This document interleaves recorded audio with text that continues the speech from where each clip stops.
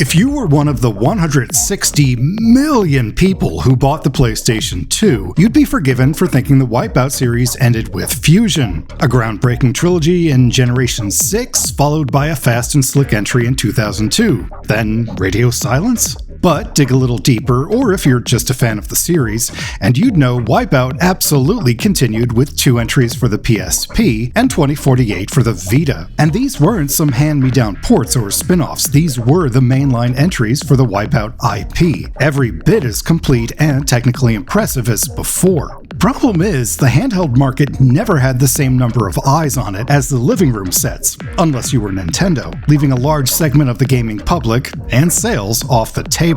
So, what do? Do you just leave it? Or do you bring it to the public in a kick-ass high-def compilation? The Omega Collection is essentially Psygnosis' swan song. The final 3 Wipeouts they developed as Studio Liverpool brought to the forefront of 7th and later 8th generation hardware. And while the final compilation was handled by Sony's external development studios, it's important to know the seeds were planted by Liverpool themselves all the way back in 2008. Just 1 year after Pulse for the PSP, and unlike the technically dubious PS2 port of that title by Spiral House, Wipeout HD was a fantastic reimagining of the PSP titles done in studio, and made to make use of the PlayStation 3's hardware. It featured a best-of selection of 8 tracks, mostly from Pure, and couched them in the gameplay and campaign style of Pulse. But it wasn't just a throwaway upscale. This was its own fully realized game, with a brand new campaign slotting it in 2206, 1 year before the Pulse Championship. Trophies, multiplayer, even 6-axis controls were implemented, and visuals were completely redrawn to push the PS3 to its limits, all at 60 FPS and 1080p, back when most games were 720. Even the decision to sell it on PSN was a conscious effort to show that full games could thrive on a digital storefront. Oh, that'll never go mainstream. To sweeten the deal, 1 year later saw the Fury expansion, doubling the campaign size and track roster, as well as adding new game modes and ships. There was a brief bit of controversy as real-life advertisements were shoehorned into the loading screens. Seriously? But these were completely removed, and in fact the full HD Fury package was offered to PlayStation subscribers as one of the freebies after the PSN outage. 3 years later, Studio Liverpool would release their final game, Wipeout 2048, for the PlayStation Vita, ironically the very first Wipeout chronologically. This saw players take part in the first 3 years of the AG League throughout Nova State City, even giving early glimpses of Ultima and Soul. 2048 was built on the framework of HD, but was tailored to the new handheld's capabilities. In fact, Studio Liverpool actually helped influence the Vita's design, showing just how much their technical prowess was respected.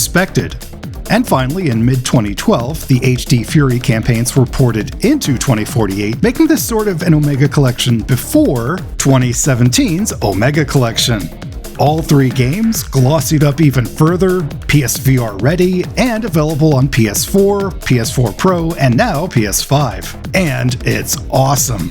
Which really starts with the gameplay. Over the years, Wipeout has sort of mutated between heavier momentum-based handling like the original, 3, or Pure, and a direct F-Zero style like Fusion or 64. But the real sweet spot for fans has always been 2097, which is what we get here.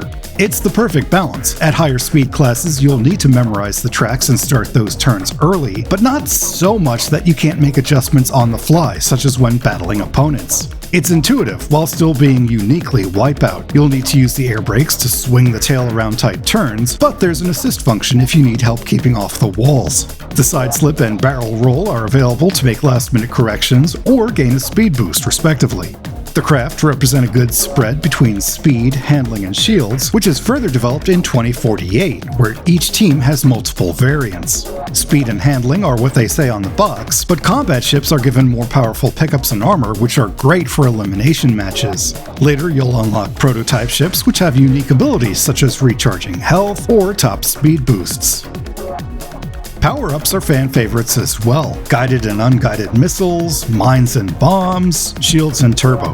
The Quake and plasma shots aren't the one-hit wins they used to be, sadly, but machine guns and leech beams are added in. Everything here is predictable and fun, and again the power-ups are varied depending on the type of ship you take in 2048. Now the weapon impacts do seem to hit you a lot harder than the AI, something that started in Pure, which is still kind of frustrating, but otherwise the racing is great. The HD campaign, I like that guy, mostly focuses on straight-up racing, with plenty of time trials, tournaments, and the ever-increasing speed of zone racing, while the Fury expansion is appropriately more aggressive. Eliminator races are combat-based, and these are just constant action. You gain points for every bit of damage you do, and since the tracks are littered with both offensive and defensive weapons, you can choose how to fight. If you get ahead of the pack, you can pull a quick 180 to go nose to nose, but most of the fun here is just holding behind everyone and launching everything you have. Detonator sends you back into cyberspace, but here you're scored on taking out groups of mines. Their spawn rate as well as your own speed are constantly increasing, so the timing of when you reload your mags gets more and more critical. And lastly, zone battles are a competitive form of zone where you'll compete against the pack to collect boost power, which you can use to gain speed or recharge your shields. In 2048, combat is simplified down to just eliminators, which is probably the best of the battle styles, with standard races, time trials, and zone to fill the campaign. For presentation, Omega boosts the fidelity of HD Fury even further, all at beautiful 4K 60 with HDR if you have a PS5 or PS4 Pro. The overall look is similar to the PS3, but with added sheen and texture resolutions. Now, I do think some of the Pure tracks seem a bit more barren compared to the PSP. Designers Republic was by now more of an influence than an active participant, but lore-wise, this is also 10 years after that game. The original ships have a great weathered look to them, while the Fury garage is sharper and more futuristic. The real surprise here, though, is 2048. The Vita's limited sales meant this is probably the most overlooked of the games, but even as someone who played the original, it looks and feels surprisingly new on modern hardware. The ships and lighting are a level above HD Fury, and while some of the distance detail is a bit simple, this would have been a perfectly respectable PS4 generation game. It shows just how impressive Liverpool's final effort was, needing only resolution and frame rate to bring out its best. The tracks are real standouts too. Nova State has you racing on glass tracks through congested cities, down into subways, over skyscrapers, even through stadiums. Ultima and Soul are great as rougher predecessors to their eventual follow-ups, and shortcuts and secondary routes are everywhere. Missile. Contender eliminated. Cannon.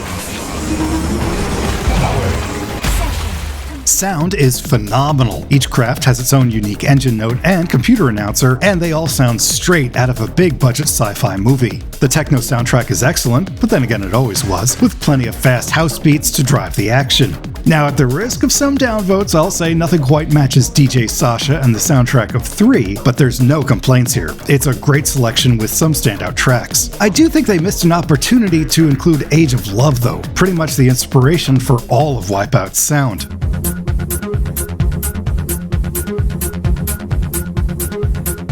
Special commendation though goes to VR mode. For all of PSVR 1's exclusive games, it actually seems like its addition to existing franchises is where it was best. Sadly, it doesn't come through in a 2D video, but the added depth makes Omega an incredible experience with the headset, especially in the cockpit view. You can choose a gyro-stabilized or full rotating cockpit if you're mad, and the distance between your ship, opponents, and the distant landscape feels incredible. The fact that the geometry is based on older games actually works to the VR1's advantage, as there's none of the mushy, low-resolution edges. Everything here is crisp and easy to see, usually a weak point of the first headset. There's no limited or special mode for VR here. Start to finish, you can play the entire game. Just power up the goggles. And for content, yeah, you're getting 3 awesome games here, all rolled into one, disc or download. You can switch between the 3 campaigns effortlessly, there's no awkward breaks, and what load screens there are perfectly quick. HD and Fury feature 167 total events of increasing speeds, although as with Pulse, each event can be played on easy, medium, or elite. There's 14 craft to choose from, with all but Tigran and Van Uber having unlockable skins through loyalty points or campaign progress. The Fury ships have boosted stats, but they're generally less stable in turns, so number go up does not always equal good, at least on technical tracks. The final two designs are VR specific. Oh, and as a bit of random lore, since two of the teams from Fusion merged to make EGX, the only company of the Wipeout series not represented here is G-Tech, possibly because they represented a rival design house used in that game, so maybe a little in-universe shade. And the 2048 campaign has 60 events totaled using 10 tracks, although difficulty here is set. There are Pass and Elite Pass medals, but overall the challenge here is more from the rubber band AI. The tracks are a bit wider, though you still reach incredible speeds, but the AI just gets cheap once you reach the A+ events, so just be wary. There's only 5 teams to choose from, but they each have 4 variants to unlock through XP, and 4 mirrors for VR. Outside the campaign, you can set up custom races for yourself or multiplayer to your liking. One of the reasons I sat on this review is I actually have a harder time reviewing games I can't really nitpick. It's much easier for me to write scripts when I can point out those few little issues that keep a game from being awesome. But in the case of Wipeout Omega, it really is that good. It remixes the last 3 Wipeout games, by which point Studio Liverpool had refined the formula to its very best. And since those were on lesser seen platforms, it's a bit of poetic justice that this would finally give them the spotlight they deserve. The racing, the combat and controls are beautifully balanced, there's tons of content, and the whole thing just oozes style. Now, is it my personal favorite? Well, if you watched my reviews, you'll know that's still 3, but 2048 here in Omega is actually a close contender, and objectively, I know this is an easy recommendation for any racing fan. If you love Wipeout, this is for you. If you're an adrenaline junkie, this is for you. If you're looking for a killer PSVR 1 title, yeah, this is for you. It's the perfect futuristic racer. It's fast, it's stylish, it's even uniquely Sony. And it completes a legacy that is anything but a Wipeout. Because we don't count merge. Thank you so much for watching. Would you be my next subscriber? And please feel free to comment your thoughts on Omega below. I'll be back with another review, and most importantly, remember to keep going, because you are worth it.